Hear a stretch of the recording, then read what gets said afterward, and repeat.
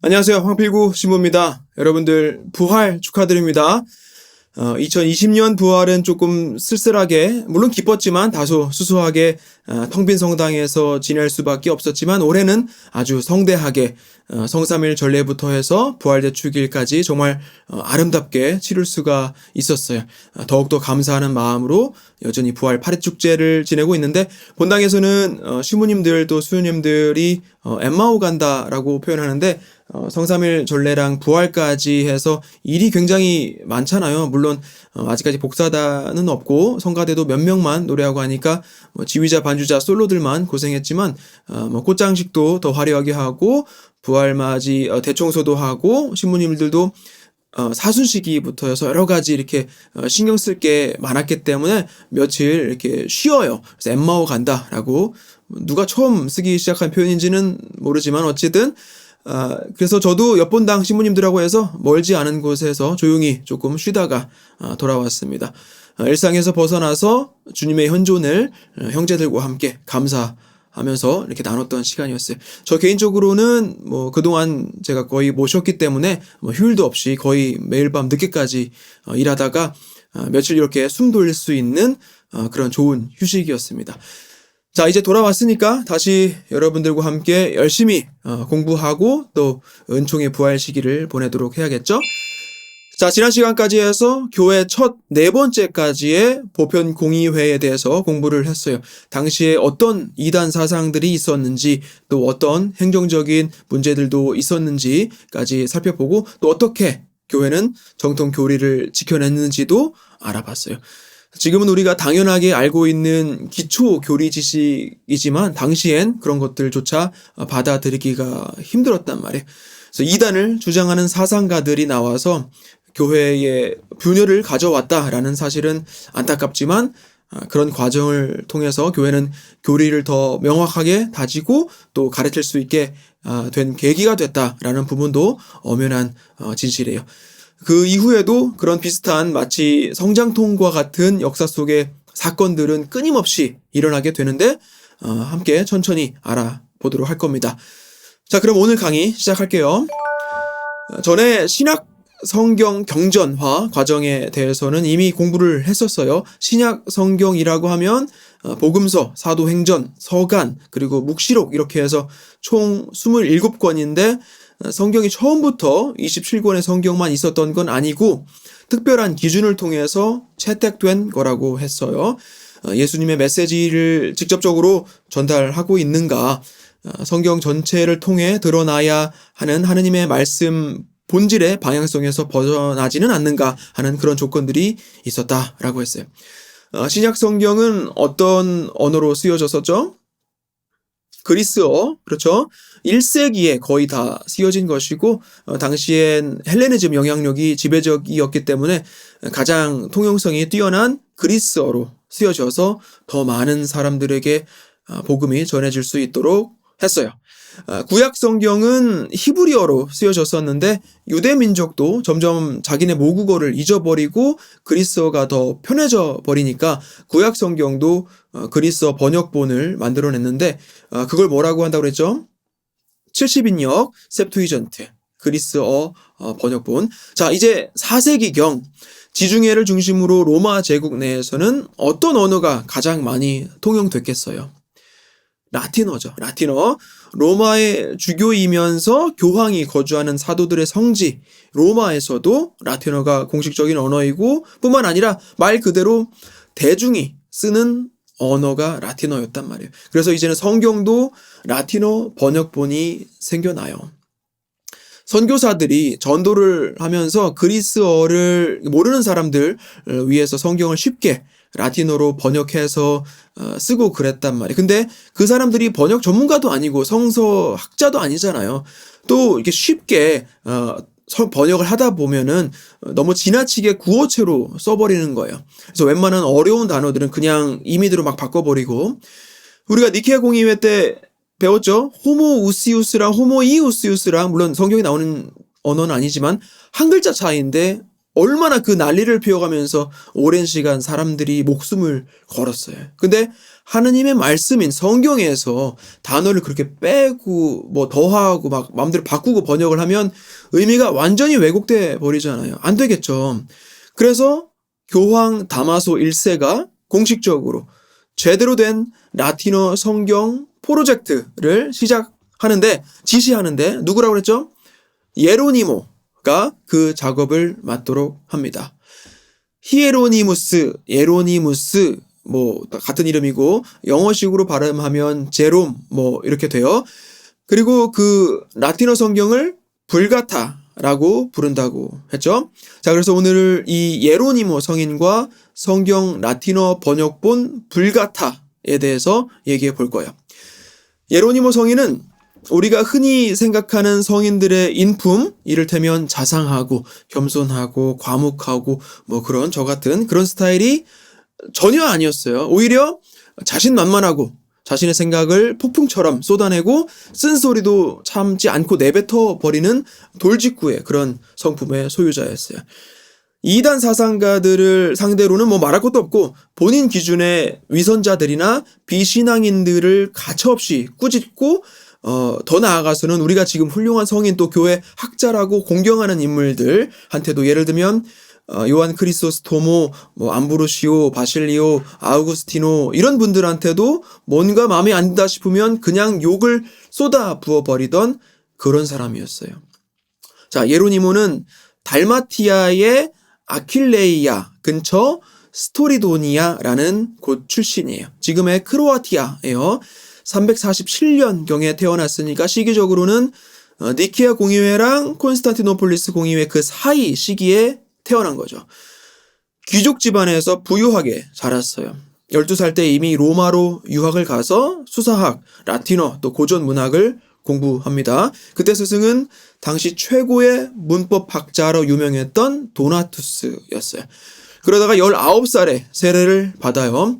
성지순례도 가고 카타콤베도 가보고 뭐 그랬지만 그때만 해도 그렇게 막 신앙에 불타고 뭐 그러지는 않았어요. 갈리아, 그러니까 지금의 프랑스 지역 트리어라는 곳에 관리직을 맡으면서 정착해서 살고 있었는데 거기서 아타나시우스를 만나게 돼요. 아타나시우스라고 하면 누구예요? 니케아 공의회에서 아리우스주의 사상을 반박하고 이단으로 단죄한 1등 공신이잖아요. 근데 그렇게 정통 교리를 지키려는 활동 과정에서 반대파 세력 때문에 4번이나 도시에서 추방당하고 귀양을 갇혔다고 했잖아요. 그 중에 트리어에 와 있던 적도 있었던 거예요. 아타나시우스가 예로니모보다 한 50살 정도 많았으니까 완전히 할아버지 뻘이었는데 마침 우연도 이런 우연이 없는 거죠. 누가 봐도 유능한 젊은 인재인 예로니모가 당대 최고의 신학자였던 아타나시우스에게 그리스어도 배우고 성경도 배우고 신학도 배우고 그럴 수 있었던 거예요. 이후에도 또 여러 곳을 예로니모가 다니기도 하고 연구 활동이나 번역 작업을 계속해요. 370년에 고향 아퀴레이아로 돌아와서는 뜻이 맞는 몇 친구들과 함께 공동생활을 합니다. 수도생활 비슷한 거죠. 그러면서 테르툴리아노스, 뭐 키프리안, 또 힐라리오 뭐 그런 서방 라틴 교부들의 저서들을 공부해요. 373년에 예루살렘을 순례하고 안티오키아로 갑니다. 수도 생활보다는 도시 생활이 본인에게는 더 맞다고 생각을 했어요. 거기서 아폴리나리우스 주교한테 성서 주석학하고 그리스어를 배워요. 아폴리나리아니즘은 콘스탄티노플리스 공의회에서 이단으로 공표가 됐었잖아요. 근데 당시까지만 해도 아직은 아폴리나리우스가 이단은 아니었어요. 자, 그러다 어느 날 꿈을 꿔요. 굉장히 심하게 아파서 누워있다가 꿈을 꾸는데 꿈속에서 죽어서 최후의 심판에 가 있는 거예요. 넌 누구냐? 거기서 그러는 거죠. 그래서 예로니모가 대답을 해요. 저는 그리스도인입니다. 그랬더니 판관이 그래요. 거짓이다. 너는 키케로니안이다. 키케로니안이라고 하면 고대 로마 철학자 키케로의 추종자라는 의미인데 그리스도를 따르는 그리스도인이 아닌 일개 속세의 지식만을 추구하고 있는 자가 아니냐라는 뜻인 거죠. 자, 이 체험 이후에 예로니모는 성경과 그리스도교 문학을 깊게 파고드는데 온전히 투신하게 돼요. 이후에 또 몇 년 동안 은수 생활을 하기도 해요. 그러면서 랍비들한테 히브리어도 배우고 379년에 안티오키아에서 사제 수품을 받아요.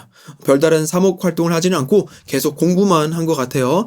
이듬해인 380년에 나시안수스의 그리고리오가 콘스탄티노폴리스 주교가 되죠. 가서 그리고리오 강의도 듣고 오리게네스, 기억하시죠? 오리게네스 성경 주석법도 공부하고 니사의 그리고리오랑도 교리를 나눴다고 해요. 그러면서 오리게네스의 그리스어 저서들을 라틴어로 번역하기도 하고 그랬어요. 자, 여기까지만 들으면 예로니모는 평생 열심히 공부만 하고 산 것 같지만 아무리 성인들이라고 해도 남모를 유혹에 시달리면서 또 때로는 그런 역경을 이겨내는데 오랜 시간과 노력을 쏟기도 하는데 예로니모 같은 경우는 성욕 때문에 혼란을 겪었어요. 예로니모가 젊은 시절 지냈던 지역에는 성적으로 좀 자유분방하고 그랬나 봐요. 유흥업소들도 지천에 깔려있고 친구들하고 별 생각 없이 그런 곳들에서 쾌락을 즐기곤 했었는데 나중에 돌이켜보니 이제 그런 것들이 마음에 큰 짐이 돼서 괴로움 때문에 견디기가 힘든 거예요. 또 자꾸만 그런 욕구가 생겨나기도 하고 그래서 예로니모는 어떻게 했느냐 일단 돌을 집어서 이 가슴을 쳐요. 우리식으로 표현하면 허벅지를 막 이제 찌르는 이제 그런 거죠. 그래도 안 되면 어떻게 했느냐 성경을 펴놓고 성경을 공부합니다. 참 이 욕구를 누르기 위해 성경 공부를 했다. 참 이해가 딱히 되지는 않는 그런 방법인데 아무튼 안티오키아 근처에서 은수 생활을 하면서 성경을 공부하고 히브리어도 공부하고 그러면서 언어 전문가 또 성경 전문가가 돼요. 여기저기서 자문을 구하러 올 정도로. 자, 그러던 중에 교황 다마소 눈에 띄게 돼요. 안티오키아 주교들이 이제 교황이 소집한 회의에 참석하면서 예로니모를 대동했어요. 이제 그 지역 제일 신학 전문가 또 성경 전문가니까 회의 자리에서 어떤 질문을 받아도 아주 명쾌하게 또 정확하게 다 답을 해내는 거예요. 그걸 보고 있던 다마소 1세 교황이 아주 그냥 뿅 가버리는 거죠. 바로 예로니모를 자기 비서로 스카우트해요. 너무나 탐나는 인재였고 당시에 가장 본인한테 필요한 재능을 가지었던 거예요. 뭐라고 했죠? 드디어 성경 라틴어 번역 프로젝트에 들어갈 수가 있게 된 거죠. 기존에 쓰고 있던 라틴어 성경은 내용도 뒤죽박죽이고 정확한 번역도 아니니 새로운 번역에 들어가라라는 거예요. 그렇게 다마소 교황의 총애를 받으면서 작업에 들어갑니다. 그리고 또 소문으로만 듣던 예로니모를 로마 신자들이 또 보니까 과연 정말 대단하긴 하거든요. 당시 귀족들 또 귀족들의 부인들까지 이 성경 공부에 관심 있던 모든 사람들한테 아주 많은 인기를 얻으면서 굉장히 잘 나가게 되는 거예요. 근데 이런 떠오르는 스타가 생기면 꼭 그 꼴을 못 보는 사람들이 있기 마련이에요. 여러 방법으로 예로니모를 모함하는데 다마소 교황이 다 막아줘요. 근데 문제는 348년에 교황이 죽어요.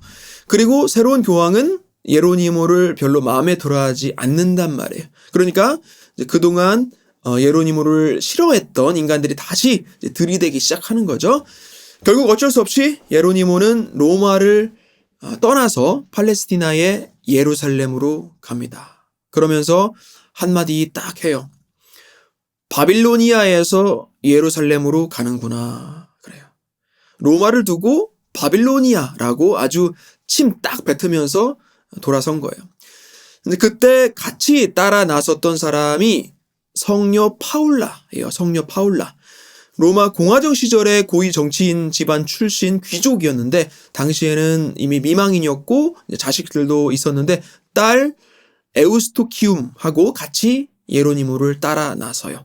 파울라는 예로니모랑 거의 동시대 태어난 또래였고 로마에서 성경 공부 시켜주던 그 부인들 중에 하나였는데 그러는 과정에서 반대파에서 이제 헛소문을 퍼뜨려서 이제 스캔들이 조금 나기도 했던 그 여성이었어요. 어쨌든 로마를 떠나와서부터는 이제 예로니모의 아주 절친으로 이제 불같아 성경 번역 작업을 돕는데 엄청난 도움을 주게 되죠.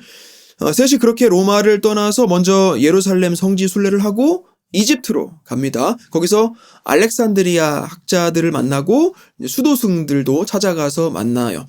그리고 나서 다시 팔레스타인으로 돌아오고 예수님 탄생하신 베들레헴에 주님 탄생 성당 근처에 수도 공동체를 세워요.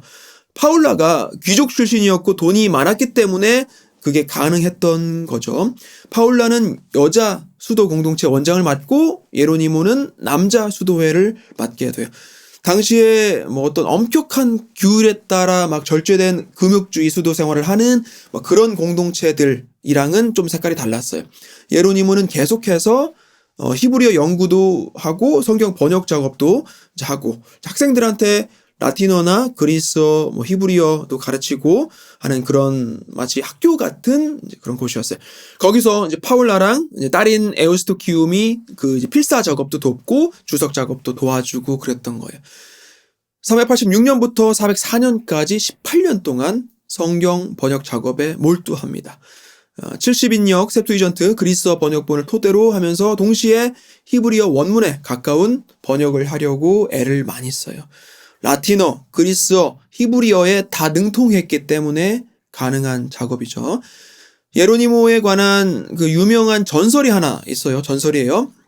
어느 날 평소처럼 번역 작업을 하고 있는데 사자가 한 마리 어슬렁거리면서 다가오는 거예요. 사람들은 막 무서워서 떨고 있는데 예로니모가 이렇게 자세히 보니까 사자가 쩔뚝거리고 있는 거죠. 가까이 가서 발을 살펴보니까 거기에 가시가 박혀서 피를 뚝뚝 떨어뜨리고 있는 거예요. 그래서 예로니모가 그 가시를 빼내줍니까? 사자가 마치 고맙다는 듯이 꼭 강아지처럼 머리를 비비고 예로니모는 사자를 쓰다듬어 줬대요. 그 이후로도 그 사자는 예로니모가 죽을 때까지 예로니모 곁에 남아서 예로니모를 지켰다라는 일화가 있어요. 그래서 예로니모 성화들을 보면 이렇게 사자랑 같이 있는 그림들이 있고 예로니모를 상징하는 것들을 보면 당연히 성경 또 은수생활을 하면서 성경을 위해서 일생을 헌신했기 때문에 동굴 배경도 그려지고 해골도 옆에 이렇게 있고 그리고 흥미로운 게 이렇게 빨간 추기경 옷이나 모자가 있어요. 당시에는 추기경직이라는 게 없었거든요. 근데 나중에 르네상스 시대, 바로크 시대에 와서는 교황 비서는 추기경이란 말이에요. 말이 비서지 장관급 직책이에요. 당연히 예로니모도 교황 비서로서 추기경이 맞는 직책에 있었다라고 공경을 표하는 것이죠. 자, 그렇게 탄생한 라틴어 성경 번역본이 바로 불가타예요. 특히 시편 같은 경우는 훗날에 그리고리안 성가에 많이 쓰이면서 지금 현대까지 글자 그대로 이어져 오고 있어요. 불가타가 이제 그렇게 계속해서 교회 안에서 쓰이다가 16세기 개신교 개혁 이후에 트리엔트하 공의회에서 교회 공식 성경으로 선포가 됐는데 그때 불가타라는 이름이 붙여진 거예요. 불가타 버전 그런 건데 원문으로 하면 불가타라는 말은 대중이라는 뜻이에요. 대중. 그러니까 불가타 성경은 대중의 언어로 된 번역본이라는 뜻이 되는 거죠. 아주 이후에 또 요한 바오로 2세가 개정판을 냅니다. 새 대중 번역본 성경이라고 하는데 기존에 있던 조금 모호한 부분들을 수정해서 현재의 로마 가톨릭의 라틴 전례에서 쓰이는 공식 성경이에요. 그러니까 지금도 우리가 라틴어 성경이다라고 하면 불가타를 말하는 거예요. 5세기에 번역한 걸 지금도 쓰고 있다라는 것이죠. 처음에 예로니모의 불가타가 세상에 나왔을 때 예상을 했을지는 모르지만 그렇게 인정받는 분위기는 아니었어요. 70인역 셉투이전트 같은 경우에는 그리스어 번역본이지만 히브리어 성경하고 같은 권위를 갖고 있다라고 이제 모두가 인정을 하고 있었는데 그렇게 여러 명이 이제 독립적으로 작업한 셉투이전트와 불가타를 동급으로 봐주질 않는 거예요. 오류가 있네, 어쩌네 하면서 이제 아무것도 모르는 인간들부터 해서 학자들까지 이를테면 아우구스티노도 편지를 보내서 어떤 부분에서 번역에 좀 문제가 있다라고 이제 꼬집기도 하는 거예요. 예로니모가 처음에는 무시를 합니다. 그러다 결국에는 논쟁을 벌여요. 이 젊은 놈이 나 같은 명성 있는 학자를 상대로 해서 인기몰이 하려고 하는 거지? 라고 그렇게 시작을 하면서 이제 결국 문제 제기자들을 다 모아놓고 그들의 주장을 다 박살내 버려요. 결국에는 다 싸잡아서 이제 그 모두를 상대로 뭐라고 했냐면 You don't even know what you're asking about. 물론 뭐 영어로 하진 않았겠지만 뭐 이런 거죠. 니까 것들이 뭘 쥐뿔도 모르면서 그딴 소리를 하냐. 그런 거예요. 확실히 한 성깔했던 사람인 건 분명한 것 같아요. 뭐 그렇다고 오류를 뭐 이제 지적하려고 했던 사람들이나 예로니모가 뭐 악의를 가지고 그랬던 거라고 저는 그렇게 보지 않아요. 논의를 해서 결론을 내고 조화를 이루는 과정은 항상 필요한 것이죠. 아우구스티노랑은 처음엔 뭐 조금 서먹했을지 몰라도 나중에는 아주 큰 일도 같이 해내는데 당시 펠라기우스주의라는 이단 사상이 있었어요. 펠라기우스라는 사람이 주장했던 사상이란 얘기겠죠? 뭐 짧게 설명하자면 원죄를 인정 안 하는 거예요. 무슨 말이냐? 우리가 성경을 통해서 배운 교리에 의하면 태초에 인간이 죄를 지어 우리 모든 후손들은 원죄 안에 태어나게 되고 하느님의 은총으로 결국 구원을 받게 되는 거잖아요. 펠라기우스의 주장은 그런 거 없다. 원죄가 어딨냐. 우리가 태어날 때 이미 하느님께서 선과 악을 분별할 수 있는 능력을 주셨다. 그 다음부터는 우리의 자유의지를 통해서 선을 택하고 그렇게 완성의 상태로 갈 수 있다. 도달할 수 있다. 결론적으로는 우리는 하느님의 은총 없이 우리 스스로에게 주어진 힘만으로도 구원을 얻을 수 있다라는 거예요. 예로니모는 이런 펠라기우스주의를 상대로 싸웁니다. 아우구스티노랑 합심을 해서. 자, 그 사건 때문에 예로니모 말년에 펠라기우스파 일당들이 베들레헴으로 쳐들어와서 수도원을 불지르고 예로니모를 잡아 죽이려고 하는데 다행히도 무사히 빠져나가기는 해요. 예로니모 말년은 조금 슬퍼요. 불가타가 완성될 무렵에 성녀 파울라가 죽어요. 404년에. 오랜 시절을 함께 하면서 참 많은 것들을 이루었는데 그런 친구가 먼저 간 거죠. 늘 이제 강하고 자기 일 말고 남들 일은 별 신경도 안 쓰는 사람처럼 보였지만 그런 강한 모습 안에는 정말 여린 마음을 가지고 있었던 거예요. 굉장히 괴로워합니다. 그리고 몇 년 후에 로마가 고트족에게 점령을 당해요. 나중에 또 로마 역사를 하면서 제가 얘기를 하겠지만 세상 너무나 쇼킹한 뉴스죠. 베들레헴에서 있던 예로니모도 그 소식을 듣고 비탄에 빠졌다고 해요.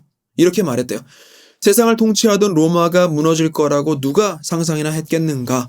그 많은 민족의 어머니 같은 존재가 이제 무덤에 묻히는구나. 이 늙은 이의 눈에서도 눈물이 난다. 이제는 밤에 히브리어 책도 읽혀지지가 않는구나. 그 이후로 10년 정도를 더 살아요. 외롭게 또 고통스럽게 반대파 또 적대자들하고 계속해서 논쟁이나 하면서 죽기 몇 달 전에 성녀 파울라의 딸 에우스토키움도 죽어요. 거의 딸 같은 존재였는데 자, 그렇게 한평생 하느님 말씀에 헌신했던 한 사람은 지친 상태로 눈을 감습니다. 어쨌든 5세기 초반에 작업을 마친 성경 번역본이 21세기까지 쓰여지고 있다라는 거, 거의 한 사람이 해낸 업적이라고 본다면 정말 대단한 일이에요. 저번에도 언급했지만 지금까지도 저도 이 예로니모 성경 주석본을 보고 공부한단 말이에요. 예로니모는 유혹을 느낄 때마다 돌을 들어 가슴을 쳤다고 했잖아요. 이제 그런 장면이 묘사되는 그림들이 없었으면 성인으로 추앙받지 못했을 거란 말이 있을 정도로 성격이 그렇게 살가운 사람은 아니었지만 성경 관련 저술 외에도 교의 신학서, 이단 논쟁서, 수덕 신학서, 역사서, 강론, 서간 등등 정말 다양하게 목록만 열고 해도 아주 엄청난 양일 정도로 많은 저서를 남겼어요. 예로니모 성화들만 봐도 거의 다 이게 펜을 들고 있을 정도로 평생 그렇게 일을 한 거예요. 라틴 교부들 중에 가장 박학했고 동시대인들 중에서 라틴어, 그리스어, 히브리어를 자유롭게 자유자재로 구사할 수 있는 유일한 학자였던 것으로 평가가 돼요. 아우구스티노 성인도 뭐라고 그랬냐면 예로니모가 무엇을 모르는가를 아는 사람이 없었다라고 했어요. 사람들이 봤을 때 모든 걸 다 아는 사람으로 보여졌다는 얘기죠. 어마어마한 그 업적들, 특히 라틴어 성경을 집필했다라는 걸로 서방 4대 교부 중에 한 사람으로 꼽히게 돼요. 자, 오늘은 여기까지 이렇게 예로니모와 라틴어 성경인 불가타에 대해서 알아봤습니다. 다음 시간에는 초기 교회의 예술에 대해서 조금 알아볼게요. 크리스찬 아트죠. 크리스찬 아트. 교회 초기 신자들은 신앙 활동을 하면서 어떻게 거기에 예술을 접목시켰는지, 그동안 우리가 참 이 어려운 신학 얘기를 또 많이 하면서 머리가 조금 아팠을 수도 있는데, 이번엔 아주 흥미로운 그런 주제를 가지고 이야기를 해보도록 하겠습니다. 다시 한번 부활 진심으로 축하드리고요. 다음 시간에 뵙도록 하겠습니다. 고맙습니다.